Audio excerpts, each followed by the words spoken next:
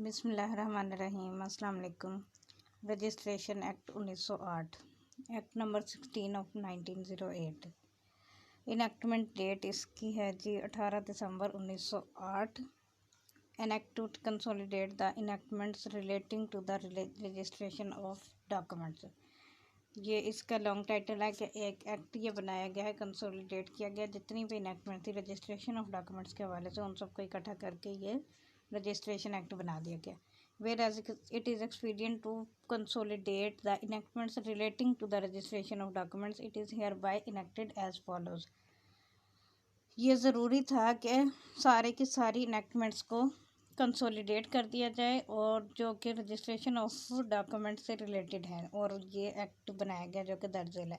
अब जो वेयर ऐसे शुरू होता है वो प्रियम्बल है, और जो एन एक्ट टू कंसोलिडेट ऊपर वाली लाइन है वो इसका लॉन्ग टाइटल कहलाता है। आगे सेक्शन 1 में इसका शॉर्ट टाइटल है। Short title extended commencement. This act में भी कॉल्ड द रजिस्ट्रेशन एक्ट 1908 है। It extend to the whole of Punjab. ये सिर्फ पंजाब के लिए, एक्सेप्ट सच डिस्ट्रिक्ट्स और parts thereof as the government way exclude from its operation. सिवाय उन कुछ डिस्ट्रिक्ट के जिनको गवर्नमेंट जो है वो एक्सक्लूड कर सकती है इसके ऑपरेशन से। मतलब कुछ इलाके ऐसे गवर्नमेंट डिस्ट्रिक्ट ऐसे हैं जिसके ऊपर गवर्नमेंट कह सकती है कि इस पर रजिस्ट्रेशन एक्ट का इतलाक नहीं होगा, तो फिर वहाँ पर नहीं होगा, अदरवाइज़ पूरे पंजाब पर ये एप्लीकेबल है। अच्छा जी, it shall come into force on the first day of January 1909। ये 1908 में बना था, लेकिन एप्लीकेबल ये 1909 से है। फर्स्ट जनवरी 1909 इसकी इन्फोर्समेंट डेट है। ये MCQ पॉइंट से बहुत इंपॉर्टेंट होता है। इस तरह की ये डेट्स याद रखना बहुत ज़रूरी होता है। अच्छा जी, सेक्शन 2 है इसका। In this act unless there is anything repugnant in the subject और कंटेक्स्ट, सिवाय इसके के सब्जेक्ट और कंटेक्स्ट के एतबार से कोई और बात समझ ना आती हो, इसके मीनिंग यही लिए जाएंगे। किसके? ये जितनी भी डेफिनेशन जो अभी बताई जा रही हैं। तो सबसे पहले डेफिनेशन है एडिशन की। एडिशन से मुराद है, addition means place of residence and the profession, trade, rank and the title if any of a person described and his father's name, or where he is usually described as the son of his mother, then his mother's name। अगर addition से मुराद ये है कि जो उसके particular, जिसका हम दूसरी लैंग्वेज में पर्टिकुलर्स ऑफ द पर्सन कहते हैं, मतलब उसकी नाम, उसका रेजिडेंस, रिहाइश, उसका प्रोफेशन, वो करता क्या है, और उसका अगर वो किसी जॉब में है तो उसका रैंक क्या है, और उसका फादर नेम, या फिर अगर वो अपनी माँ के नाम से जाना जाता हो तो फिर उसकी माँ का नाम लिखा जाएगा। अच्छा जी, नेक्स्ट है जी टू की clause 2। Book includes a portion of a book and also any number of sheets connected together with a view of forming a book or portion of a book. Book से मुराद पूरी की पूरी book भी है और उसका कोई पोर्शन भी है बुक। जैसे ये रजिस्ट्रेशन एक्ट है तो ये पूरी की पूरी एक बुक है, लेकिन अगर हम इसका सेक्शन 2 सिर्फ पढ़ रहे हैं तो ये भी बुक ही है, उसका पार्ट जो भी होगा, उसका पोर्शन वो भी बुक में शामिल होगा। आगे है जी cooperative society. Means a cooperative society registered under the cooperative societies act 1912 or under any other law for the time being in force relating to the registration of cooperative societies. Cooperative society से मुराद ऐसी society है जो कि cooperative society act 1912 के तहत registered हुई हो। अच्छा जी, 3 में है district and sub district respectively mean a district and sub district formed under this act. इस एक्ट के तहत जितने भी डिस्ट्रिक्ट और सब डिस्ट्रिक्ट बनेंगे वो डिस्ट्रिक्ट एंड सब डिस्ट्रिक्ट कहलाएंगे। 2 की class 4। District court includes Lahore high court, क्योंकि ये पंजाब एक्ट है तो इसलिए लाहौर हाई कोर्ट है, in its ordinary original civil jurisdiction। 5 endorsement and endorsed include and apply to an entry in writing by a registering officer on a rider or covering slip to any document tendered for registration under this act। Endorsement से मुराद वो endorsement, मतलब endorse से मुराद जैसे कोई अगर वो stamp लगाता है, उस पर सिग्नेचर करता है तो वो इंडोर्समेंट कहलाती है। तो वो शामिल है जो कि तमाम एंट्रीज जो कि बाय राइटिंग होंगी, रजिस्ट्रिंग ऑफिसर उसको करेगा, तो वो डॉक्यूमेंट जो है टेंडर किया जाएगा रजिस्ट्रेशन इस एक्ट के तहत, तो उसको हम इंडोर्समेंट कहेंगे। 5A government means government of Punjab. 6 immovable property includes land, buildings, benefits to arise out of land, things attached to the earth or permanently fastened to anything attached to the earth, hereditary allowance rights to ways, lights, ferries and fisheries, but does not include। अच्छा, पहले पढ़ लेते हैं कि इसमें क्या क्या include है। इमूवेबल प्रॉपर्टी इंक्लूड है, उसमें ज़मीन, ज़मीन के अलावा बिल्डिंग्स या फिर ज़मीन से जो बेनिफिट्स अराइज होते हैं, मतलब जैसे कि फसलें होती हैं तो फसलों से, वो फसल ज़मीन से उगती है तो वो ज़मीन से जो फसल उग रही है उससे जो बेनिफिट हासिल होता है वो भी इमूवेबल प्रॉपर्टी में शामिल होता है। उसके अलावा जो भी चीज़ परमानेंटली अटैच है अर्थ के साथ, मतलब जैसे ज़मीन है तो ज़मीन के साथ दीवार अटैच है तो वो भी इमूवेबल है। अब दीवार के साथ अगर कोई पंखा फिक्स हुआ हुआ है तो वो भी इमूवेबल है, कोई बोर्ड लगा हुआ है, कोई बल्ब है, या कोई भी चीज़ जो कि परमानेंटली उसके साथ फास्टन है, मतलब जब तक कि उसे निकाल ना दिया जाए वो उसके साथ अटैच है, तो वो इमूवेबल की डेफिनेशन में आती है। उसके अलावा हेरिडेटरी अलाउंस, विरासती अलाउंसेस वगैरह जो होते हैं वो भी, और जो ईजमेंट के राइट्स हैं वो भी इमूवेबल प्रॉपर्टी में आते हैं। और उसके अलावा फेरीज एंड फिशरीज, जो मतलब ये फिशरीज, फिश फार्म वगैरह, जो मछली वगैरह फार्म्स बने होते हैं जो आर्टिफिशियल बनाए जाते हैं, वो भी इमूवेबल प्रॉपर्टी में आते हैं। लेकिन इसमें शामिल नहीं है स्टैंडिंग टिम्बर। स्टैंडिंग टिम्बर कहते हैं जो खड़े हुए दरख्त होते हैं, मतलब जैसे जो कि फर्नीचर की लकड़ी के लिए यूज़ होते हैं, जो गाय ही इसी मकसद के लिए जाते हैं, जो कि मतलब उसको मूवेबल के यूज़ में लाए जा सकते हैं, तो वो इमूवेबल में नहीं आते। उसके अलावा ग्रोइंग क्रॉप्स और grass, whether immediate severance thereof severance thereof is intended और नॉट, या फिर ग्रोइंग क्रॉप्स, वो कहता है ग्रोइंग क्रॉप्स भी जो उगने वाली फसलें हैं वो भी, और घास, ये भी जो है उसमें शामिल नहीं है इमूवेबल प्रॉपर्टी में, अगरचे कि वो उसको फ़ौरन ही मतलब उसकी काट लेना इंटेंशन है या नहीं, मतलब जैसे कि अभी फॉर एग्जांपल अगर गंदम है तो गंदम उगाई गई है और अभी वो उसके थोड़ी थोड़ी सी उगी है, मतलब ग्रीन ग्रीन है कि वो काश्त के काबिल नहीं है फिलहाल, तो भी वो खड़ी हुई फसल जो है वो भी इमूवेबल में नहीं फॉल करेगी, वो मूवेबल में ही फॉल करेगी। क्यों? क्योंकि उसका मकसद ही मूवेबल है ना, वो आज नहीं तो कल तैयार हो जाएगी तो फिर उसे काट दिया ही जाना है। तो इस ऐसी चीज़ जो कि मतलब पता हो कि ये मूवेबल के लिए यूज़ होनी है, तो ऐसी चीज़ इमूवेबल में नहीं आती। इमूवेबल की बेस्ट डेफिनेशन ये रजिस्ट्रेशन एक्ट ने डिफाइन किया, बाकी सबकी आधी अधूरी डेफिनेशन होती है, सबकी मुराद बाकी अदर एक्ट्स में। अच्छा जी, आगे है fruit upon and juice in trees whether in existence और टू ग्रो इन फ्यूचर। अब जो फ्रूट है दरख्तों के ऊपर या फिर जूस है जो उसमें से निकलता है फ्रूट्स में से, तो वो भी इमूवेबल नहीं में नहीं आएगा, मूवेबल में ही वो फॉल करेगा।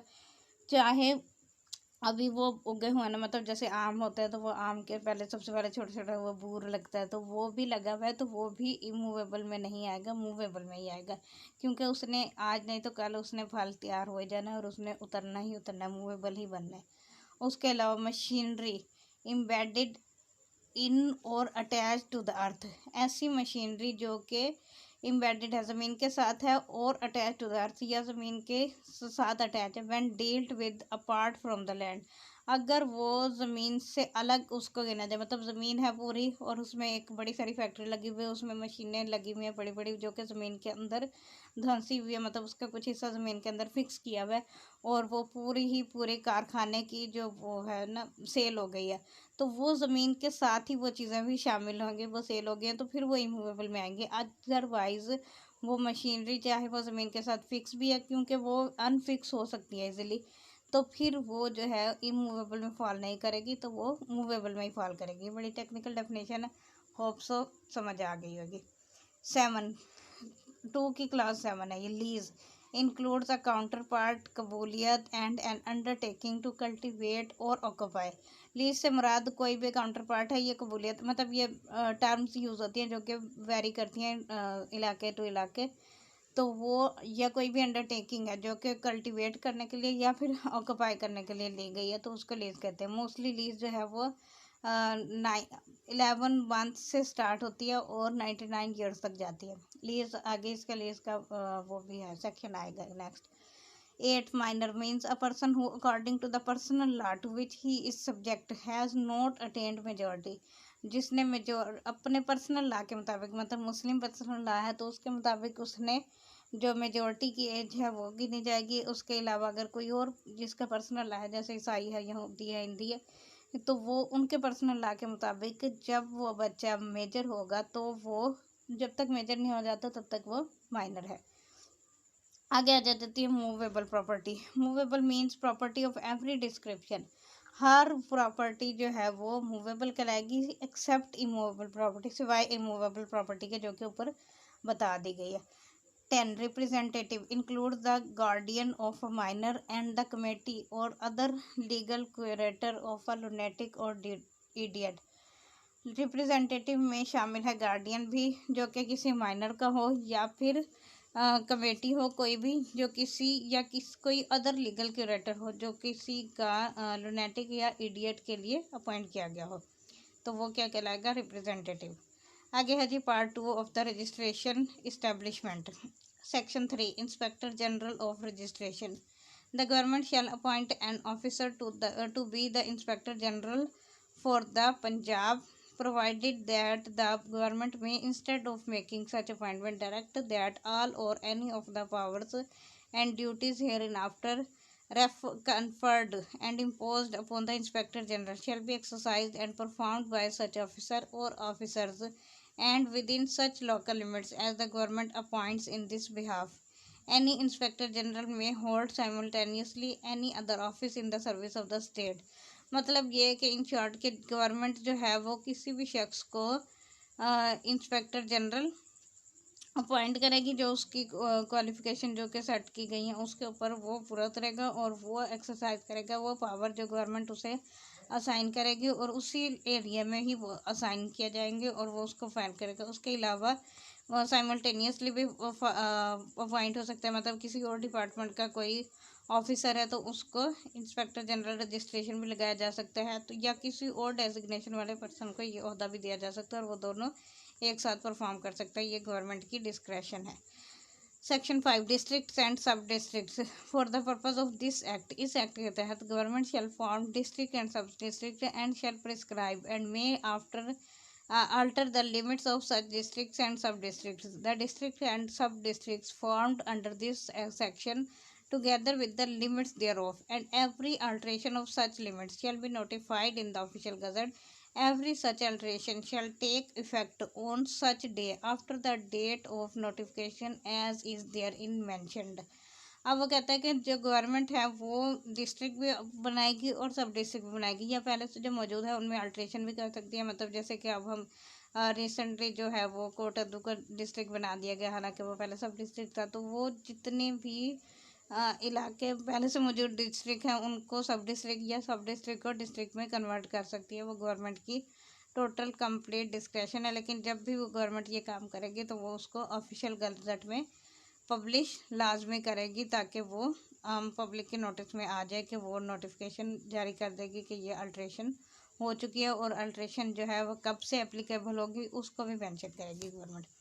सेक्शन 6 है जी registrars and sub registrar. The government may appoint such persons whether public officer और not as it thinks proper to be registrars of the several district and to be sub registrar of the several sub districts formed as a person respectively. Government जो है वो appoint करेगी जितने चाहे person, जितने भी उसको रिक्वायर हैं, चाहे वो पब्लिक ऑफिसर हैं या नहीं है, जिनको गवर्नमेंट मुनासिब समझती है कि उनको रजिस्ट्रार होना चाहिए, सब रजिस्ट्रार, तो वो जो है गवर्नमेंट अपॉइंट करेगी हर डिस्ट्रिक्ट के हवाले से और हर सब डिस्ट्रिक्ट पे भी। 7. Offices of registrars and sub-registrar. The government shall establish in every district an office to be styled the office of the registrar and in every sub-district an office or offices to be styled the office of the sub-registrar of the offices of the joint sub-registrar. The government may amalgamate with any office of a registrar, any office of a sub-registrar subordinate to such registrar, and may authorize any sub-registrar whose office has been so amalgamated to exercise and perform in addition to his own powers and duties all or any of the powers and duties of the registrar to whom he is subordinate, provided that no such authorization shall enable a sub-registrar to hear an appeal against an order passed by himself under this act. अब वो कहता है कि जो office of registrar है ना, सब registrar मतलब रजिस्ट्रार फिर सब रजिस्ट्रार और फिर सबॉर्डिनेट अगर उसका कोई है, तो वो गवर्नमेंट जो है उसकी हायरार्की को अपॉइंट करेगी। अलबत्ता अगर गवर्नमेंट के पास ये पावर भी है कि वो इन सब का एक ही ऑफिस मतलब एक ही पर्सन को सेम डेजिग्नेशन दे सकती है कि वो सब रजिस्ट्रार भी होगा और वो रजिस्ट्रार भी हो सकता है किसी डिस्ट्रिक्ट का या किसी सब डिस्ट्रिक्ट का, लेकिन उसके पास ये पावर नहीं है कि वो अपने ही फैसले के खिलाफ अपील सुन सके। मतलब जैसे अगर एक शख्स को पावर दी गई है कि वो रजिस्ट्रार भी है और वो सब रजिस्ट्रार भी, दोनों फंक्शन परफॉर्म कर रहा है। अब वो सब रजिस्ट्रार होने की कैपेसिटी में उसने कोई ऑर्डर पास कर दिया, तो अब उस सब रजिस्ट्रार के ऑर्डर के अगेंस्ट अगर अपील जो की जाएगी वो रजिस्ट्रार के पास जाएगी ना, लेकिन वही रजिस्ट्रार वो सेम पर्सन नहीं होना चाहिए, वो फिर कोई और शख्स होगा। ये इसके ऊपर एक तरह की एक्सेप्शन है, provision. Section 8, Inspectors of Registration Offices. The government may also appoint officers to be called Inspectors of Registration Offices and may prescribe the duties of such officers. Every such inspector shall be subordinate to the Inspector General. सबसे पहले inspector general होगा और उसके बाद बाकी सारे officers उसके subordinate होंगे और वो इंस्पेक्टर्स कहलाएंगे उस रीजन के। Section 10, absence of registrar or vacancy in his office. When any registrar is absent otherwise than on duty in his district, or when his office is temporarily vacant, any person whom the Inspector General appoints in this behalf, in default of such appointment, the judge of the district court within the local limits of whose jurisdiction the registrar's office is situated, shall be the registrar during such absence or until the government fills up the vacancy. अगर registrar नहीं है तो फिर जो उस district का जज होगा वो रजिस्ट्रार का फंक्शन परफॉर्म करेगा जब तक कि वो वैकेंसी फिल नहीं हो जाती। 11, absence of registrar on his duty in his district. When any registrar is absent from his office on duty in his district, he may appoint any sub-registrar or other person in his direct to perform duties except mentioned in those section 68 and 72. 68 72 अभी आगे आएगा तो पढ़ते हैं। अब section 10 और 11 में क्या फ़र्क है? 10 में है कि वो एब्सेंट है ही नहीं, मतलब उसका जो ऑफिस है वो खाली हो गया, टेम्परेरीली वैकेंट हो गया। और जो 11 है इसमें है कि वो ऑफिस में तो है लेकिन ऑन लीव पर है, किसी भी वजह से छुट्टी पर है, मौजूद नहीं है, तो फिर सब रजिस्ट्रार उसका कायम मकाम होगा। जबकि सेक्शन 10 में वो कहता है कि अगर जो वैकेंसी फिल नहीं हुई भी वैकेंट है तो फिर डिस्ट्रिक्ट जज जो है ना उस डिस्ट्रिक्ट का वो सब रजिस्ट्रार के तौर पर फंक्शन परफॉर्म करेगा। अच्छा जी, सेक्शन 12, एब्सेंस ऑफ सब रजिस्ट्रार और वैकेंसी इन हिज ऑफिस। अब अगर सब रजिस्ट्रार भी नहीं है तो फिर क्या होगा, और अगर उसका ऑफिस जो है वो टेम्परेरीली वैकेंट है तो फिर whom any person whom registrar of the district appoint, तो फिर रजिस्ट्रार ऑफ द डिस्ट्रिक्ट जो है वो जिस भी शख्स को अपॉइंट करेगा तो वही सब रजिस्ट्रार के फंक्शन परफॉर्म करेगा। Section 13, report government of appointments under section 10, 11, 12। 10, 11 और 12 के तहत जितनी भी अपॉइंटमेंट्स होंगी, मतलब जिस भी शख्स को अपॉइंट किया जाएगा तो उसकी रिपोर्ट जो है वो गवर्नमेंट को लाजमी दी जाएगी। And such report shall be either special और general as the government direct, जिससे गवर्नमेंट डायरेक्शन देगी उस हिसाब से वो जनरल रिपोर्ट भी हो सकती है और स्पेशल भी हो सकती है। 14, establishment of registering office. Government may allow proper establishment for the several office under this act. इस एक्ट के तहत गवर्नमेंट अलाउ करेगी सेवरल ऑफिस को।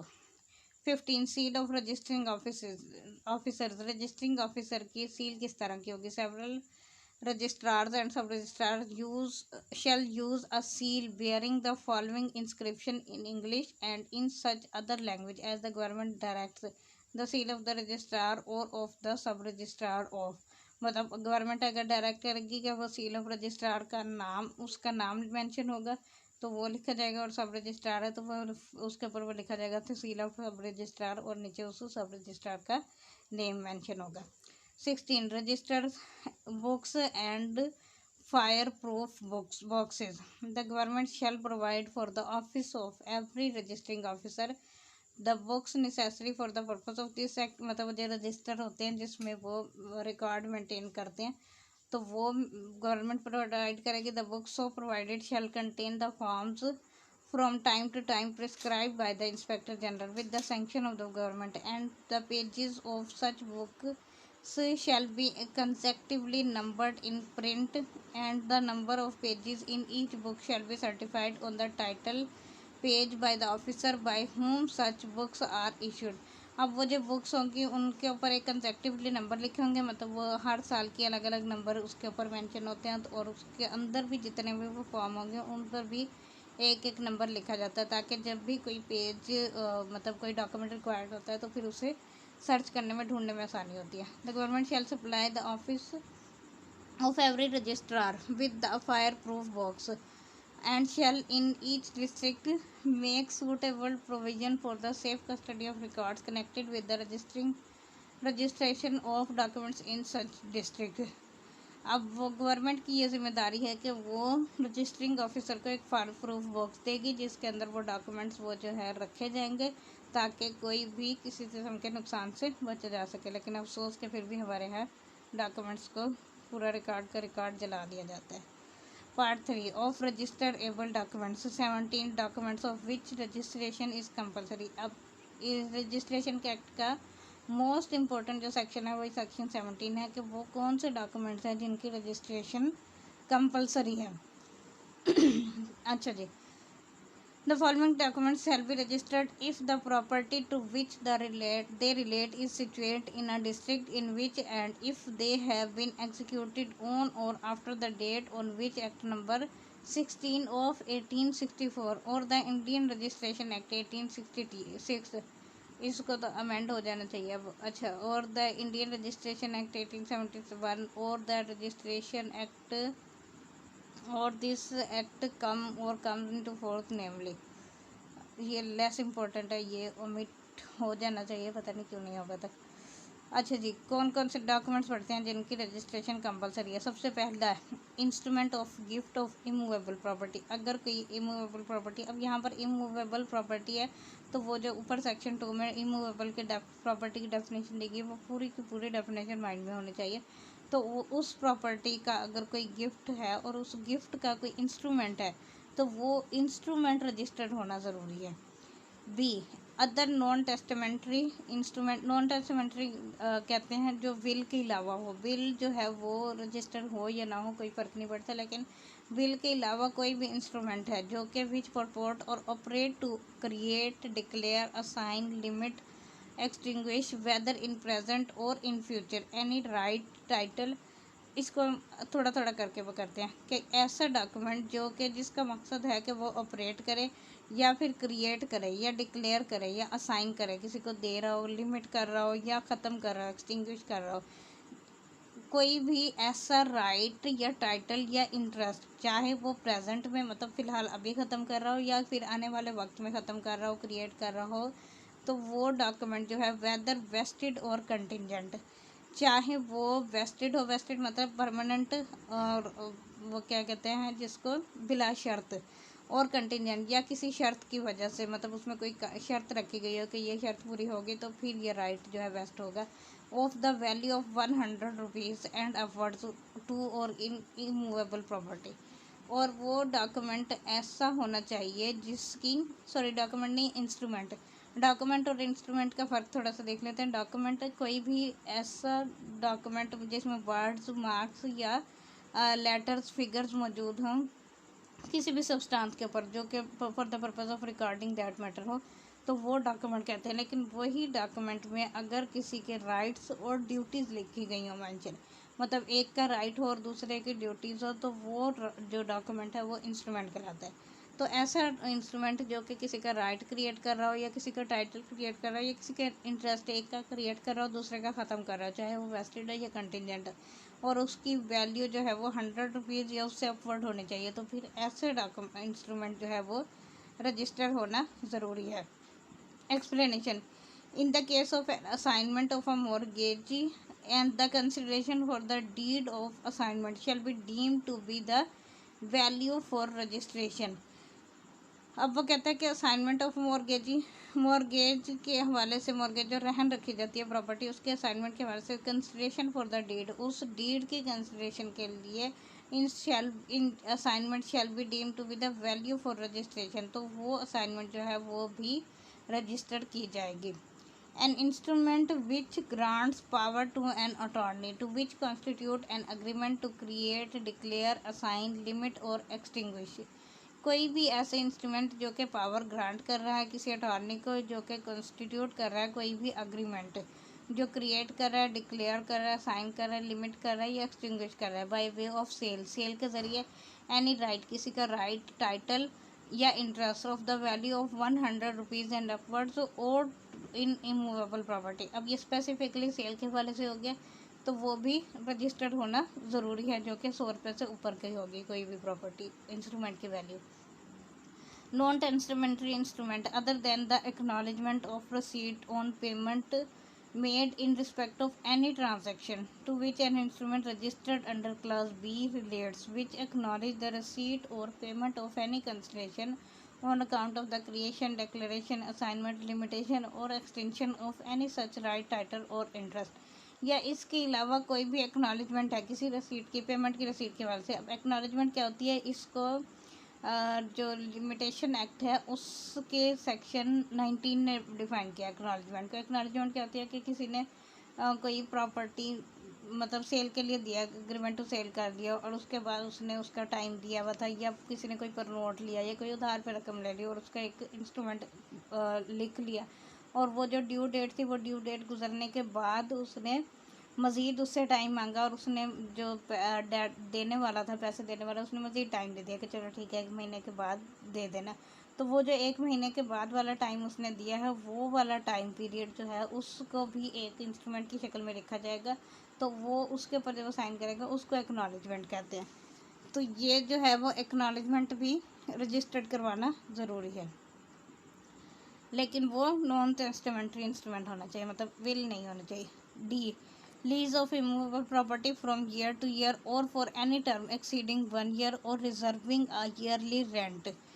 और लीज जो किसी भी प्रॉपर्टी की 1 साल मतलब जो साल से ज़्यादा 1 साल तक या साल से ज़्यादा तक चल रही हो, और उसको रजिस्टर करवाना ज़रूरी होता है, जिसका लीज़ का सालाना रेंट होता है।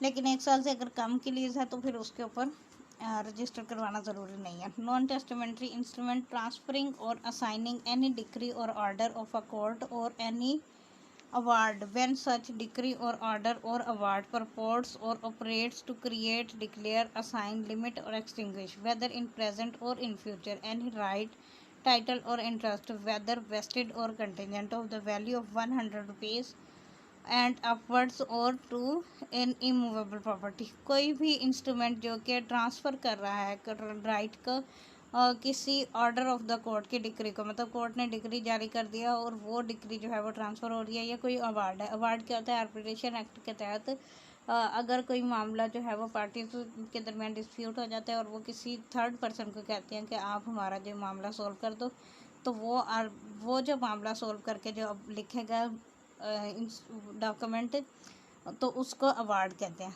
तो वो अवार्ड भी जो है उसको भी अगर उससे कोई राइट ट्रांसफ़र हो रहा है या कोई क्रिएट हो रहा है या कोई इंटरेस्ट क्रिएट हो रहा है, एक्सटिंग्विश हो रहा है, साइन हो रहा है, तो उसको भी रजिस्टर करवाना ज़रूरी है अगर वो 100 रुपीज़ से वैल्यू का ज़्यादा है। अब provided that the government may by order publish in the official gazette exempt from the operation of this subsection any lease executed in any district or part of the district, the terms granted by which do not exceed 5 years and annual rents reserved by which do not exceed 50 rupees। अब government जो है वो जब चाहे जिस भी इलाके को, किसी भी डिस्ट्रिक्ट को इससे एग्जेम्प्ट करा दे सकती है लीज से, कि मतलब वो जो है वो उस पहले तो लिखा हुआ था ना कि साल से साल की जो लीज़ होगी उस के ऊपर जो है वो रजिस्टर करवाना ज़रूरी है, लेकिन गवर्नमेंट एग्जाम्प्ट करार दे सकती है 5 साल तक की लीज़ को या एनुअल रेंट्स को, जो कि 50 रुपये से ज़्यादा एक्सीड ना करते हों। Nothing in class B and C of sub section 1 applies. अब ए बी और सी के 1 के जो सेक्शन है तो उसके ऊपर ये क्लास अप्लाई नहीं होगी। एनी कंपोजिशन डीड, अगर कोई कंपोजिशन डीड है या फिर any instrument relating to shares of in a joint stock company notwithstanding the assets of such company consist in whole or in part of immovable property, इसको मतलब register करवाना ज़रूरी नहीं है। एंडी डिबेंचर इशूड, कंपनी का कोई भी debenture जो इशू होता है उसको भी रजिस्टर करवाना ज़रूरी नहीं होता है। एनी इंडोर्समेंट अपॉन और transfer of any debenture issued by such company, debenture किसे कहते हैं, कंपनीज को जो लोग उधार देते हैं तो वो कंपनी उनको डिबेंचर इशू करती है, मतलब जो डॉक्यूमेंट इशू करती है। जैसे फॉर एग्जांपल अगर मेरी एक कंपनी है और मुझे कंपनी को चलाने के लिए इन्वेस्टर की ज़रूरत है या मुझे लोन लेना है, तो मैं आपसे अगर कोई लोन ले लूँ तो उसके अगेंस्ट सिक्योरिटी के तौर पर मैं आपको कंपनी की तरफ से एक डिबेंचर इशू करूँगी कि इतने टाइम तक इतना मैंने लोन लिया और इतने टाइम तक मैंने इसकी पेमेंट करनी है। तो वो जो है आपका, जिस तरह ये क्या उसे कहते हैं, सॉरी माइंड में नहीं आ रहा, जो ये जिसके ऊपर वो लॉटरी भी निकलती है कि वो 200 रुपये का अगर आप बॉन्ड, जो बॉन्ड होते हैं बॉन्ड्स, तो वो बॉन्ड की तरह ही होता है डिबेंचर। तो जितनी अमाउंट आपने कंपनी को उधार दी होती है वो उस बॉन्ड डिबेंचर की सेम उतनी ही वैल्यू होती है। Any document not itself creating, declaring, assigning, limiting or extinguishing any right, title or interest of the value of 100 rupees and upwards to or in immovable property, but merely creating a right to obtain another document which will, when executed, create, declare, assign, limit or extinguish any such right, title or interest, except a document which grants power to an attorney or is an agreement to sell title or interest of the said value in immovable property। ये mostly पूछा जाने वाला question है कि जो agreement to cell है उस वो रजिस्टर्ड होना ज़रूरी है या नहीं है। तो यहाँ पर सेक्शन 17 ने क्लियरली बता दिया कि जो अग्रीमेंट टू सेल है वो रजिस्टर्ड होना ज़रूरी नहीं है, क्योंकि वो कोई राइट, टाइटल या इंटरेस्ट क्रिएट नहीं करता जब तक कि वो जो है अग्रीमेंट टू सेल जो है वो सेल में कन्वर्ट ना हो जाए। तो कोई भी ऐसा डॉक्यूमेंट जो, अब ये इसमें बेसिकली एग्रीमेंट टू सेल की ही बात की गई है कि अगर तो कोई डॉक्यूमेंट खुद किसी का राइट क्रिएट कर रहा हो, एक्सटिंग्विश कर रहा हो या ट्रांसफ़र कर रहा हो, तो फिर तो वो डॉक्यूमेंट रजिस्टर्ड होना ज़रूरी है। लेकिन अगर वो डॉक्यूमेंट किसी और डॉक्यूमेंट के हवाले से कोई राइट डिक्लेयर कर रहा हो, क्रिएट कर रहा हो, तो फिर वो जो है रजिस्टर करना ज़रूरी है। जैसे एग्रीमेंट टू सेल जो है वो बेसिकली सेल के हवाले से ही किया जाता है, तो जब तक कि वो सेल एब्सोल्यूट नहीं हो जाती तो उसको रजिस्टर करवाने की ज़रूरत नहीं होती। Any decree or order of a court except a decree or order expressed to be made on a compromise and compromising immovable property other than that which is the subject matter of the suit or proceeding। अब जो कोई भी decree और या order of the court है उसकी base पर अगर कोई मतलब रजिस्ट्री करवाई जा रही है तो फिर उसको रजिस्टर करवाना ज़रूरी है। रजिस्ट्री जो होती है बेसिकली वो रजिस्ट्रेशन एक्ट के तहत होती है, मतलब कोर्ट की डिक्री के ज़रिए वो प्रॉपर्टी जो है वारसों को मिल गई, इनहेरिटेंस हो गई, तो फिर उस इनहेरिटेंस की बेस पर हर कोई अपने अपने शेयर को जो है वो अपने नाम पर ट्रांसफ़र करवाना चाहता है तो उसको रजिस्टर करवानी पड़ेगी। सिवाय इसके कि अगर कोई कंप्रोमाइजिंग डिक्री है तो फिर उसको रजिस्टर करवाना ज़रूरी नहीं होता। Any grant of immovable property, अगर कोई इमूवेबल प्रॉपर्टी है के हवाले से कोई ग्रांट दी है जो कि गवर्नमेंट ग्रांट देती है, फेडरल गवर्नमेंट और द प्रोविंशियल गवर्नमेंट दोनों में से किसी गवर्नमेंट ने दी है, तो फिर उस ग्रांट को रजिस्टर करवाना ज़रूरी नहीं है। Any instrument of partition made by a revenue officer, अगर कोई रेवेन्यू ऑफिसर ने कोई भी इंस्ट्रूमेंट जारी किया है तो वो भी रजिस्टर करवाना ज़रूरी नहीं है। अच्छा, और उसके अलावा जी है एनी ऑर्डर ग्रांटिंग अ लोन और instrument of collateral security granted under the land improvement loans act 1883, इसको भी रजिस्टर करवाना ज़रूरी नहीं है। Any order granting a loan under the Punjab agriculture loans act 1958, loan के कोई भी ग्रांट होगी उसको रजिस्टर करवाना ज़रूरी नहीं है, ख़ास तौर पर एग्रीकल्चरल डेवलपमेंट बैंक ऑर्डिनेंस 1961 के तहत जो भी लोन दिया जाएगा उसको। Any endorsement on a mortgage deed acknowledging the payment of the whole or any part of the mortgage money and any other receipt of payment of money due under a mortgage। Mortgage के हवाले से अगर कोई acknowledgement है, कोई endorsement है तो उसको रजिस्टर करवाना ज़रूरी नहीं है। Any certificate of sale granted to purchase of any property sold by the public auction by a civil or revenue officer, तो इसका भी रजिस्टर करना ज़रूरी नहीं है। Any counterpart of a lease where the lease corresponding thereto has itself been registered, अगर जो original lease जो है वो रजिस्टर्ड हो चुकी है तो उसके जितने भी कॉरिस्पॉन्डेंस होंगे या काउंटर पार्ट्स होंगे उसको रजिस्टर करवाना ज़रूरी नहीं है।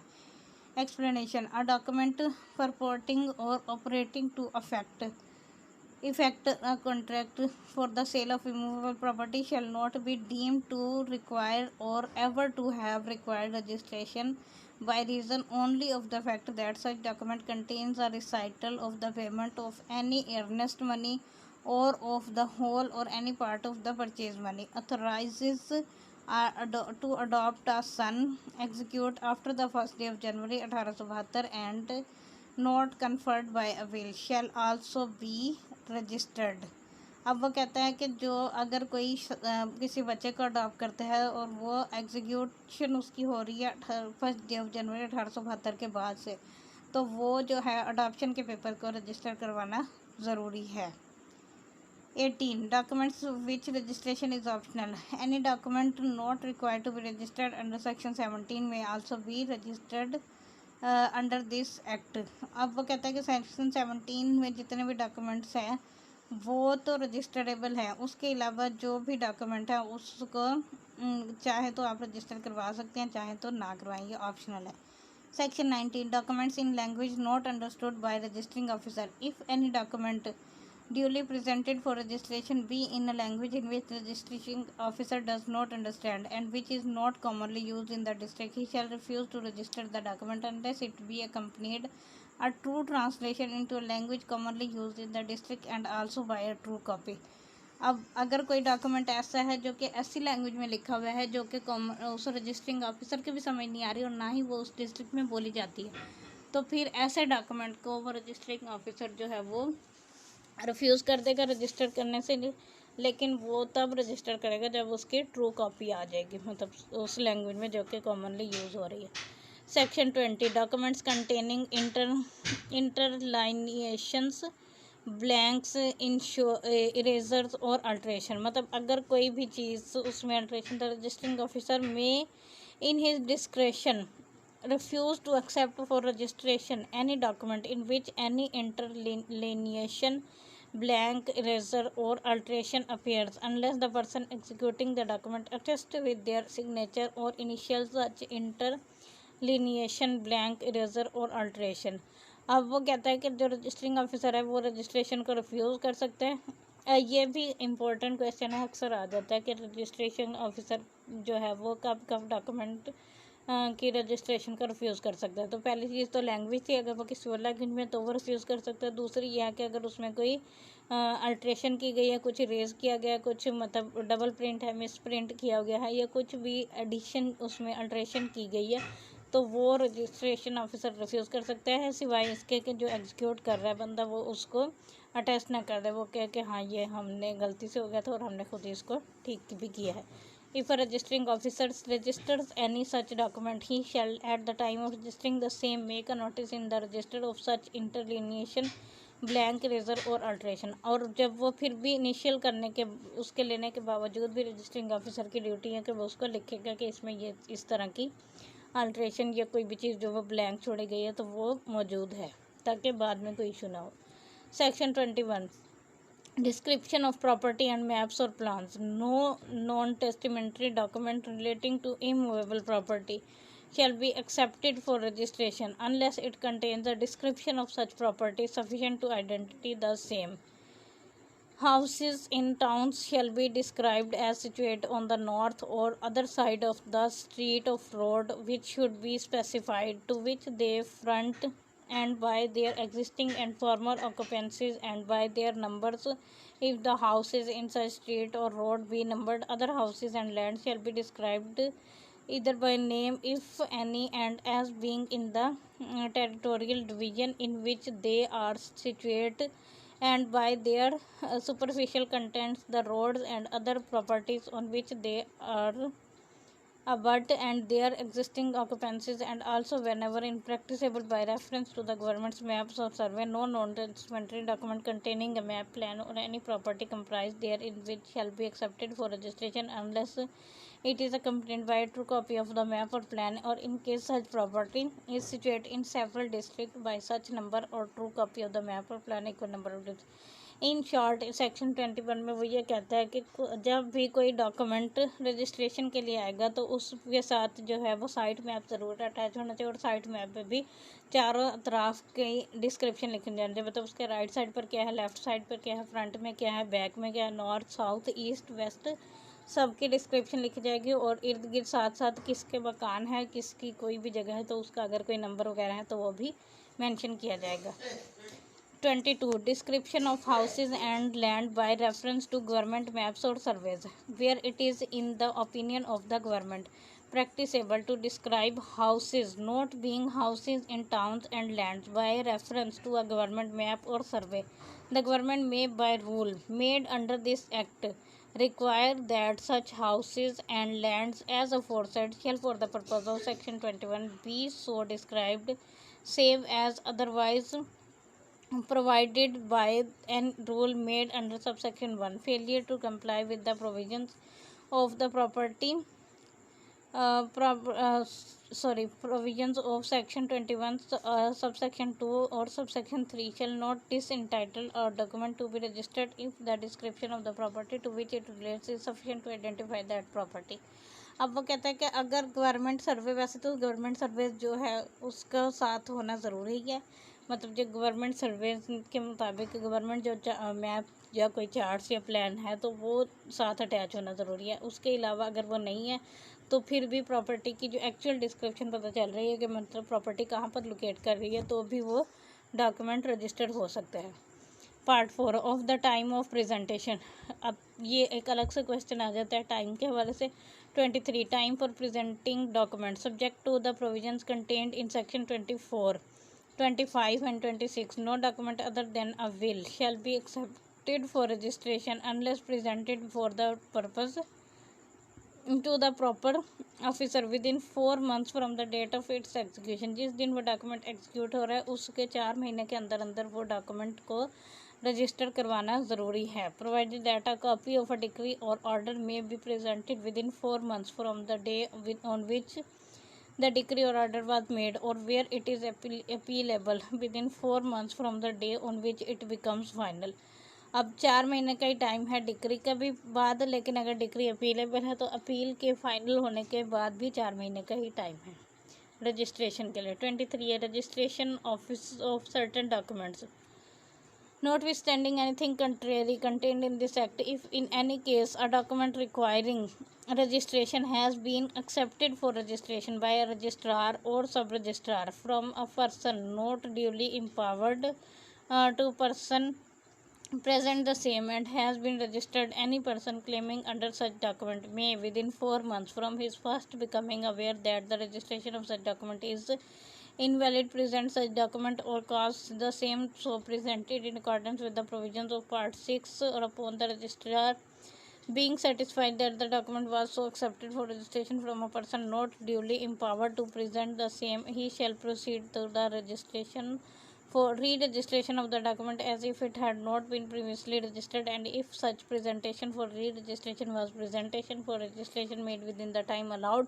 Therefore, the under part 4 and all the provisions of this act as to the registration of documents shall apply to such re-registration, and such document if duly re-registered in accordance with the provisions of this section shall be deemed to have been duly registered for all the purposes from the date of its original registration, provided that within 3 months from the 12th day of September 1917 any person claiming under a document to which this section applies may present the same or cause the same to be presented for re-registration in accordance with this section, whatever may have been the time when the first became aware that the registration of the document was invalid. अब वो कहता है कि अगर कोई registration जो है वो इनवैलिड हो गई है किसी भी वजह से, या किसी ऐसे शख्स ने उसको रजिस्टर करवा लिया जो कि एम्पावर ही नहीं था उसको रजिस्टर करवाने का, तो फिर वो शख्स जो उससे अवेयर है जो कि उस जो मतलब पावर्ड एम्पावर्ड पर्सन है उसको वो री रजिस्टर करवाना चाहता है, तो फिर वो रजिस्ट्रार ऑफिसर को सेटिस्फाई करेगा कि वो जो डॉक्यूमेंट एक्सेप्ट हुआ गया वो क्या ड्यूली एम्पावर्ड नहीं था उसको प्रेजेंट करने का, तो फिर दोबारा उसकी री रजिस्ट्रेशन के लिए एप्लीकेशन देगा तो वो उसको वैसे ही री रजिस्टर कर दिया जाएगा जैसे कि पहले वाला मौजूद था ही नहीं, और उसके हवाले से भी वही टाइम लिमिटेशन है 4 महीने का। लेकिन वो कहता है कि जब 12 सितंबर 1917 से अगर कोई डॉक्यूमेंट है तो वो उसको रजिस्टर करवाना ज़रूरी है, क्योंकि उससे पहले के डॉक्यूमेंट जो है वो इनवैलिड है। उसकी अगर रजिस्ट्रेशन इनवैलिड है तो उसको रजिस्टर करवाया जा सकता है। ये अब रेलिवेंट नहीं है, इसको भी ओमिट हो जाना चाहिए वैसे। 24. Documents executed by several persons at different times. Where there are several persons executing a document at different times, such document may be presented for registration and re-registration within 4 months from the date of each execution. अगर कोई documents several persons के हवाले से और अलग अलग time पर वो एग्जीक्यूट हुए हैं, तो फिर जिस टाइम पे वो एग्जीक्यूट हो गए वो उस टाइम से लेकर 4 महीने तक का टाइम है उसके पास. 25. Provisions where delay in presentation is unavoidable. If owing to urgent necessity or unavoidable accident, any document executed or copy of a decree or order made in the Punjab is not presented for registration till after the expiration of the time hereinbefore prescribed in that behalf, the registrar, in cases where the delay in presentation does not exceed 4 months, may direct that on payment of fine not exceeding 10 times the amount of the proper registration fee, such document shall be accepted for registration. Any application for such direction may be lodged with the sub-registrar, who shall forthwith forward to it to the registrar to whom he is subordinate. अब वो कहता है कि अगर कोई document जो है वो अर्जेंट नेसेसिटी है और उसको मतलब अनअवॉइडेबल है, उसको लेट किया जाना है उसकी डॉक्यूमेंट एग्जीक्यूशन को, तो फिर उस कॉपी ऑफ डिक्री को जो कि इन मेड पंजाब में वो बनी है और उसको प्रेजेंट नहीं किया गया after the expiry of the time, तो फिर उसके ऊपर जो है वो फ़ाइन लगेगा. और वो फ़ाइन कितना होगा, 10 टाइम से एक्सीड नहीं करना चाहिए. मतलब जो एक्चुअल अमाउंट है उसकी पे करने की, तो वो उससे 10 टाइम जो है वो एक्सीड नहीं करना चाहिए, उससे कम में ही, मतलब 10 दफ़ा मल्टीप्लाई करें उसको और फिर उतनी अमाउंट वो पे करेगा और फिर उसका वो डॉक्यूमेंट एक्सेप्ट किया जाएगा रजिस्ट्रेशन के लिए. 26. Documents executed out of Pakistan. अगर कोई document when a document purporting to have been executed by all or any of the parties out of Pakistan is not presented for registration until after the expiry of the time hereinbefore prescribed in that behalf, the registering officer is satisfied that the instrument was so executed and that it has been presented for registration within 4 months after its arrival Pakistan, may on payment of the proper registration fee accept such document for registration. अब वो कहता है कि जो document अगर कोई पाकिस्तान से बाहर एग्जीक्यूट हुआ है, तो फिर जैसे ही वो डॉक्यूमेंट पाकिस्तान में आएगा तो वो 4 महीने के अंदर अंदर उसको रजिस्टर करवाना ज़रूरी है और उसकी जो रजिस्ट्रेशन की प्रॉपर फ़ी है वो लेके वो डॉक्यूमेंट रजिस्टर कर दिया जाएगा. 27. विल्स में बी प्रेजेंटेड और डिपॉजिटेड एट एनी टाइम. सिर्फ और सिर्फ विल के लिए जो है वो कभी भी रजिस्टर किया जा सकते हैं, क्योंकि विल की रजिस्ट्रेशन ही जो ऑप्शनल है, वो चाहें तो आप रजिस्टर करवाएं, ना चाहें तो ना करवाएं. Part 5 of the place of registration. अब रजिस्ट्रेशन की पहले टाइम था, अब रजिस्ट्रेशन की प्लेस है. Section 28. Place for registering documents relating to land.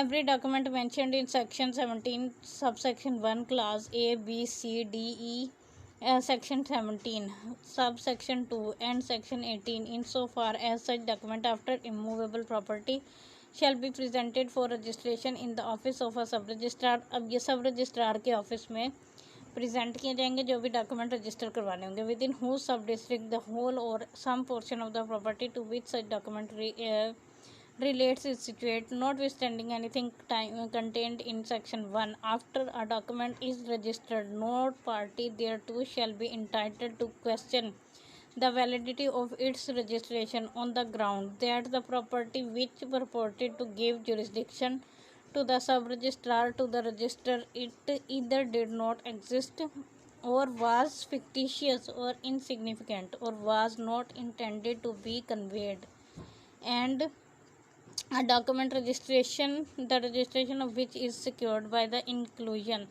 of a non-existent, fictitious or insignificant portion of the item shall not in any manner affect the rights of a person who was not a part thereto and acquired rights in the property without notice of the transaction to which such document relates.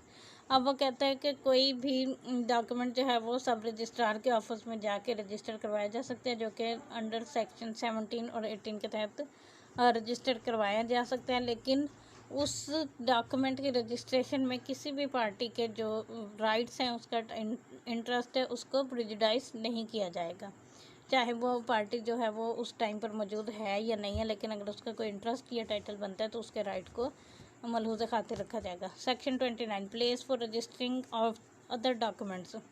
Every document not being a document refer to in section 28, मतलब 28 में तो वो document है जो इस sector ने बता दिया रजिस्टर करने ज़रूरी है। उसके अलावा अगर कोई डॉक्यूमेंट है और अ कॉपी ऑफ अ डिग्री और ऑर्डर, या फिर कोर्ट की डिग्री के ज़रिए डॉक्यूमेंट रजिस्टर्ड हुआ जा रहा है, may be presented for registration either in the office of registrar in whose district the document executed or in the office of any other sub registrar under the government at which all the persons executing and claiming under the document desire the same to be registered।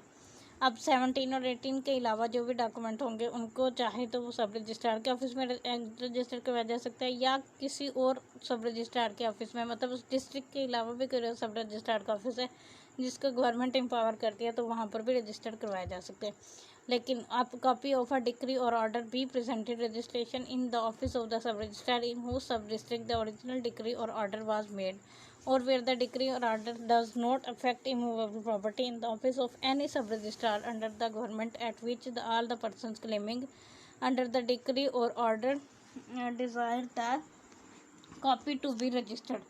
लेकिन वो कहता है कि उसकी जो copy है decree की वो उस रजिस्ट्रार के ऑफिस में लाजमी दी जानी चाहिए जिसकी जुरिस्डिक्शन में या जिसके डिस्ट्रिक्ट में वो जो ओरिजिनल ऑर्डर पास हुआ था। मतलब फॉर एग्जांपल अगर मुल्तान की कोर्ट ने कोई डिक्री पास किया और उसने वो रजिस्टर करवा लिया डॉक्यूमेंट जलालपुर पीरवाला में, तो फिर मुल्तान का जो सब रजिस्ट्रार है उसको वो उस ऑर्डर या डिक्री की कॉपी प्रोवाइड की जाएगी। Section 30 registration bye registrars in certain cases any registrar may in his discretion receive any document which might be registered by any sub registrar subordinate to him। कोई भी registrar जो है वो उसकी description है कि वो रिसीव कर सकता है कोई भी रजिस्टर या कोई भी डॉक्यूमेंट जो कि रजिस्टर किया है किसी भी सब रजिस्ट्रार ने जो कि उससे सबॉर्डिनेट है, मतलब उसके सबॉर्डिनेट पे चेक रख सकता है वो। 31 रजिस्ट्रेशन और acceptance for deposit eight private residence. The presentation, registration, or deposit of document in this act shall ordinarily be made only at the office of authorized except the same for registration or deposit, provided that such officer may, on special cause being shown, attend at residence of any person desiring to present a document for registration or to deposit a will and accept for registration and deposit such document or will।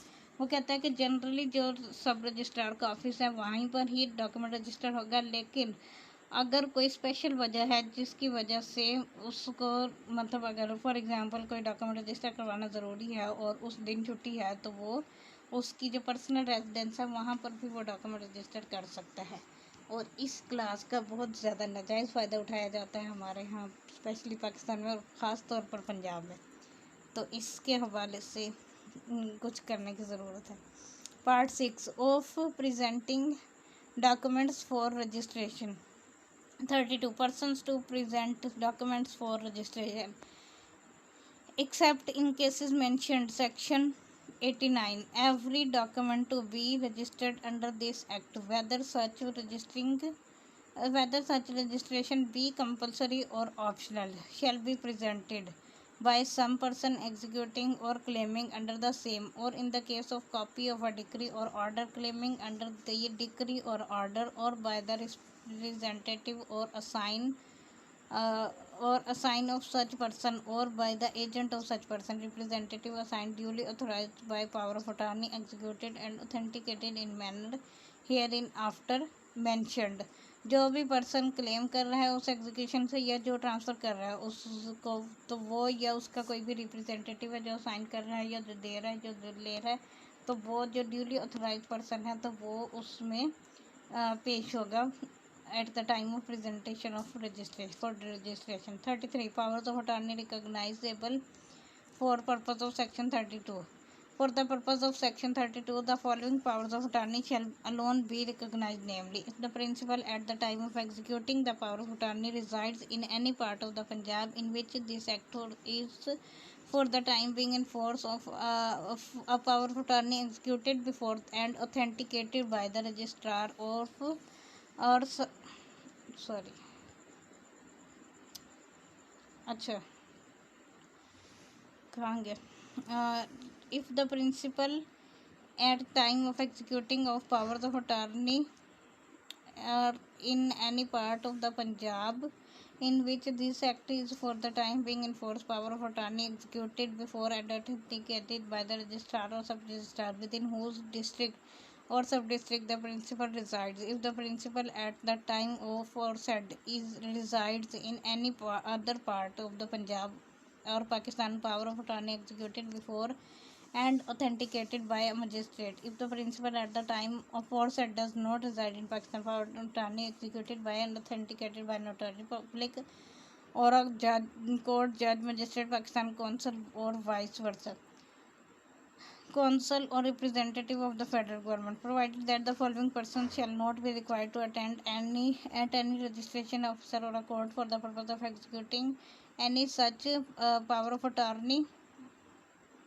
as is mentioned in class A and B of this section, namely the person whose by reason of bodily infirmity and unable without risk or serious inconvenience so to attend, persons who are in jail under civil और criminal process, ये इन सबको exemption हासिल है कि वो उस time पर मौजूद ना भी हों तो भी डॉक्यूमेंट रजिस्टर हो सकता है पावर ऑफ अटॉर्नी के ज़रिए।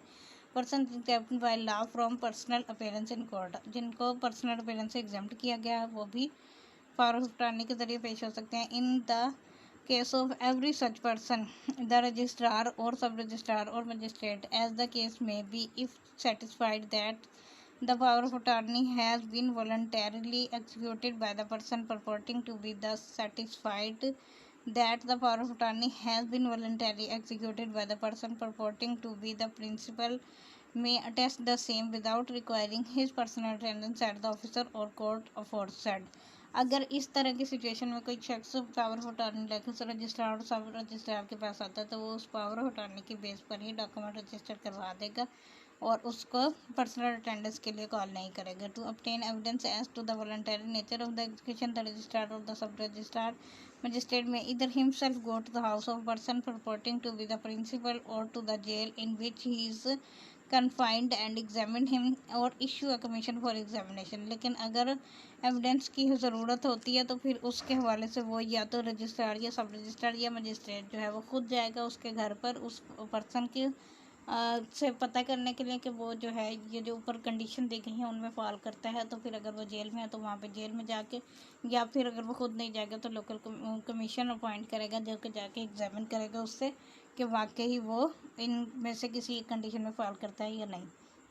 Any power of attorney mentioned in this section may be proved by the production of it without further proof when it purports to the face on the face it to have been executed before and authenticated by any person by the person or court herein before mentioned in that behalf।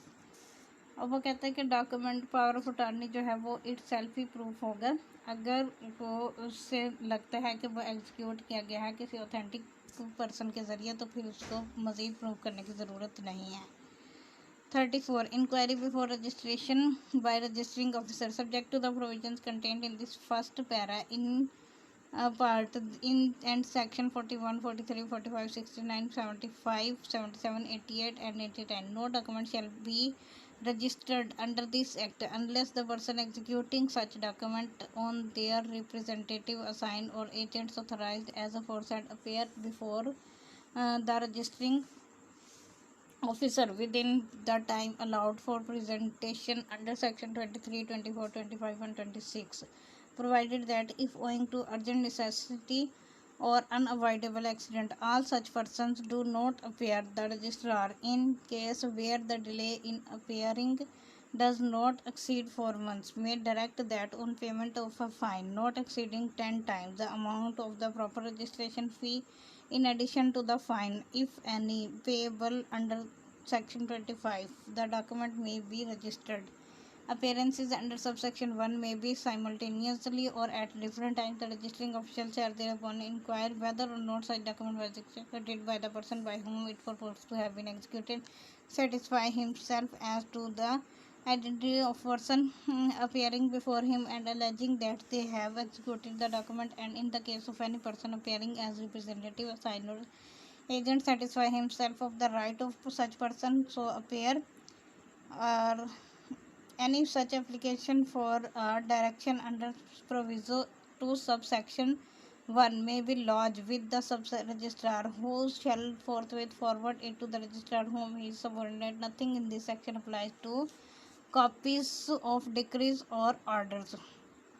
In short वो ये कहता है कि कोई भी document जो है वो जिसके ज़रिए प्रूफ एग्जीक्यूट किया जाना ज़रूरी है वो करवाया जाएगा, सिवाय इसके कि जो कंडीशन ऊपर बता दी गई हैं। उसके अलावा अगर कोई शख्स मौजूद नहीं आता तो फिर जो रजिस्टरिंग ऑफिसर है वो इंक्वायर करेगा कि वो क्यों नहीं आया या किसको होना चाहिए था मौजूद। 35. Procedure on admission and denial of execution respectively. If all the person executing the document appear personally before the registering officer and are personally known to him, or if he be otherwise satisfied that they are the persons they represent themselves to be, and if they all admit the execution of the document, or if in the case of any person appearing by the representative assigned or agent, such representative assigned or agent admits the execution, or if the person executing the document is dead and his representative or assigned appears before the registering officer and admits the execution, the registering officer shall register the document as directed in section 58 to 61 inclusive. The registering officer may, in order to satisfy himself that the person appearing before him and the person they represented themselves to be, or for any other purpose contemplated by this act, examine anyone present in his office. If any person by whom document purports to be executed denies its execution, or if any such person appears the registering officer to be a minor, an idiot, or lunatic, if any person to whom by whom the document purports to be executed is dead and his representative or assigned denies its execution, the registering officer shall refuse to register the document as to the person so denying appearing or dead, provided that where such officer is the registrar, he shall follow the procedure prescribed in part 12.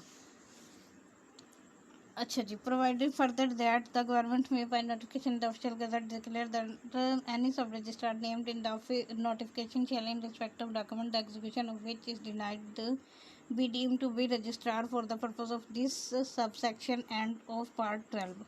अब in short इसमें वो ये कहता है कि अगर तो वो डॉक्यूमेंट जिसके ज़रिए ही एग्जीक्यूट करवाना चाहिए वही शख्स मौजूद है तो फिर तो डॉक्यूमेंट रजिस्टर होगा, और जो रजिस्टरिंग ऑफिसर है वो पूरी तसल्ली कर देता है कि हाँ यही वो शख्स है जो डॉक्यूमेंट एग्जीक्यूट करवाना चाहता है, जो मतलब उससे रिलेटेड पर्सन है, या फिर अगर उसका कोई रिप्रेजेंटेटिव है तो वो उसके ज़रिए भी हो सकता है। लेकिन अगर कोई शख्स माइनर है, लुनेटिक है, इडियट है, या फिर वो डॉक्यूमेंट के एग्जीक्यूशन से ही इनकार कर रहा है, या फिर उसका लीगल रिप्रेजेंटेटिव है, और या कोई ऐसा शख्स है जो कि डेड है और उसके नाम पर कोई एग्जीक्यूट करवा रहा है, तो फिर जो रजिस्टरिंग ऑफिसर है जो वो इनकार कर सकता है उसकी डॉक्यूमेंट की रजिस्ट्रेशन का। उसके अलावा जो प्रोविंशियल गवर्नमेंट है वो नोटिफिकेशन करेगी कि वो इस सेक्शन के तहत जो रजिस्ट्रेशन है, जो उसके एग्जीक्यूशन है जिसको डिनाई किया जा रहा है, उसके हवाले से रजिस्ट्रार अपॉइंट कर सकती है, और या फिर पार्ट 12 जो कि हम आगे पढ़ेंगे। अभी फ़िलहाल के लिए इतना काफ़ी है। जो नेक्स्ट लेक्चर में मैं इसके ये पार्ट 7 से लास्ट तक इंशाल्लाह ना कंप्लीट कर दूँगी। तो thank you for listening, stay tuned for next lecture. अल्लाह हाफिज़।